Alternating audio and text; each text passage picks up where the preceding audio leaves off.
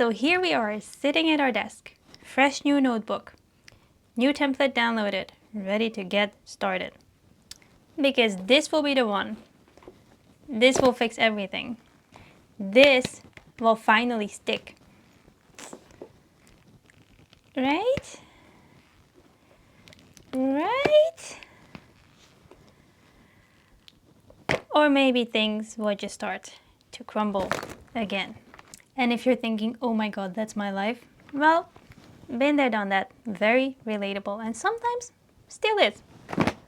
What changed everything for me was realizing this. There's simply too much input. Too many variables, too many choices, too many decisions coming at us all the time. I've tried all the fancy productivity systems. And yeah, some things were nice. Some things worked for a while. But you know what I use most of the time? Good old pen and paper. Just a very simple notebook. Nothing else. Not because it's perfect, because it has its limits. Obviously, there is just one pen, no color coding, one piece of paper, one sheet of paper every day. Well, fine, okay, like a notebook. There are no notifications, no categories, no endless options for tweaking it.